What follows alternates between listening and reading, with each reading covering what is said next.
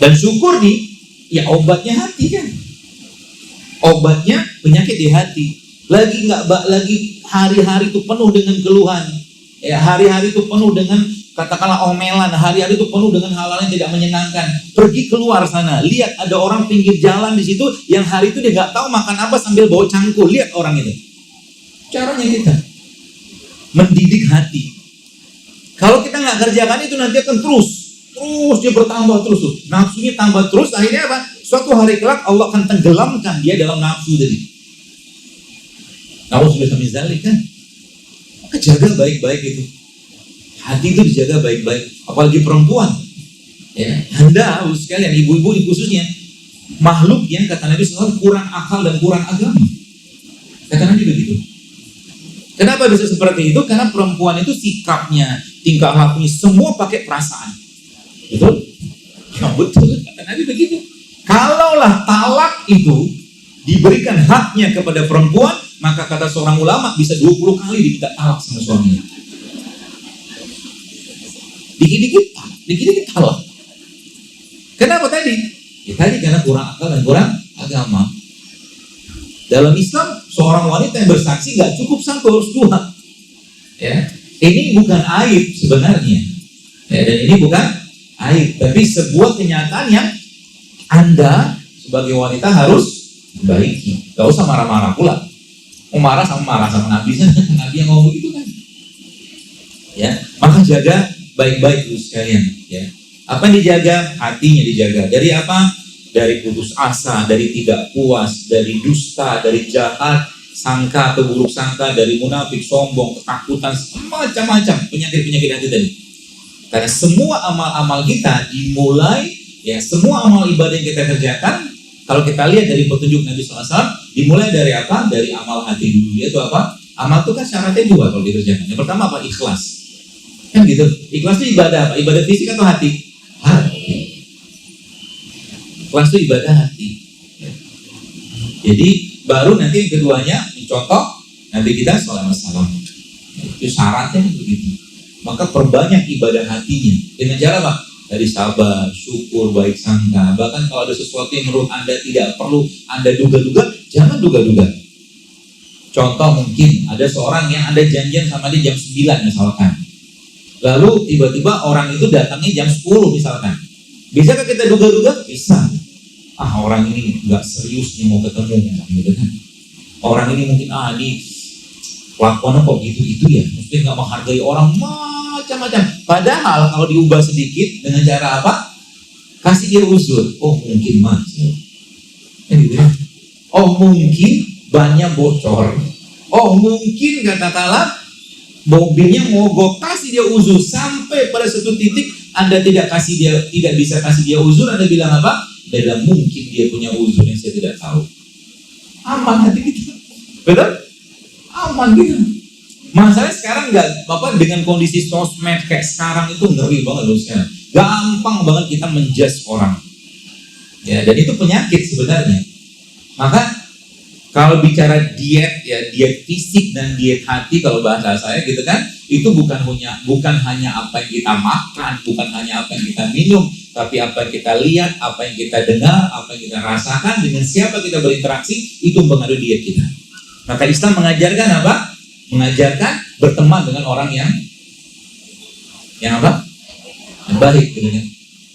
Berteman dengan orang yang baik, termasuk baik juga makanannya. Tiap hari misalkan Anda sudah tahu makanan itu makanan nggak sehat misalkan, teman terus sama dia dan dia ngajak itu, lama-lama Anda jatuh sakit juga kan? Jatuh sakit juga. Dan kita sudah paham katakanlah kalau makanan nggak sehat itu apa, dan minuman, semua kita sudah paham, tapi kenapa masih dimakan? Nafsu kan? Akhirnya apa? Ya siap aja tanggung urusannya gitu kan? Saya bilang makanan ini nggak sehat, ini nggak, banyak kali saya bilang gitu kan, itu banyak yang protes. Banyak protes. Memang iya, tanya sama ahli gizi mana aja. Maka gak usah saya sebut lah makanannya, kita ada yang jual di situ kan. Nah gitulah pokoknya. Ya, jadi diet itu yang perlu kita jagalah, tidak hanya ininya, tapi ini juga. Maka kalau nggak perlu nonton TV, gak usah tonton. Kalau Anda pergi ke Mekah atau lagi umroh, di hotel kan ada TV itu, isi TV-nya apa ya? Ka'bah orang lagi takwab gitu. Itu aja, nggak ada yang lain lihat. Aman, kita antang daripada ngelihat lagi longsor lah, pembunuhan lah, korupsi. Mempengaruhi nggak? Mempengaruhi. Karena manusia itu makhluk perasaan. Dia makhluk hormon kalau bahasa saya. Ya. Jadi dengar lagi contoh misalkan ketemu dengan teman, ini cara ya kita kalau mau mulai. Ketemu dengan teman sahabat yang tiap hari isi lisan dia itu obrolan yang tidak berfaedah, nggak bermanfaat, bahkan cenderung mengganggu kenyamanan hati. Kalau Anda udah ketemu orang kayak begini, segera menyingkir. Kok usah dekat-dekat sama dia. Dekat-dekat. Karena apa kenapa orang itu bisa kayak begitu? Jawabannya kenapa? Karena teko hanya mengeluarkan apa isinya. Jadi kalau Anda ketemu dengan orang yang lisannya tidak baik, maka banyak yang masuk ke sini itu yang tidak baik. Mungkin bisa jadi harta tidak halal, mungkin makanan yang tidak sehat, mungkin gaulnya dengan orang yang tidak baik, itu begitu terus. Ketahuan. Saya tanya sama teman, dia pernah cerita. Jadi teman saya itu cerita ada kawannya dia. Kawannya itu sekarang subhanallah hobinya makan yang nggak halal, babi salah satunya. Saya tanya, dan makanan nggak sehat yang lain, coba deh kelakuannya gimana? Parah dok, gitu. Karena makanan kita akan mempengaruhi perilaku.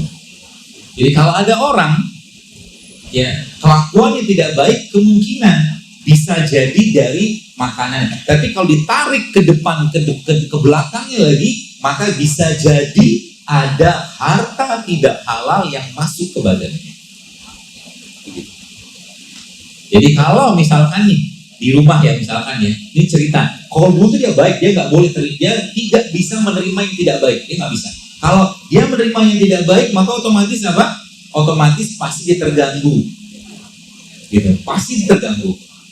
Jadi kalau kita lihat ada orang misalkan keluarganya, bapak ibunya sering sakit-sakitan, suami sakit-sakitan, istri sakit-sakitan, anak sakit-sakitan, berantem terus setiap saat, kemungkinan besar.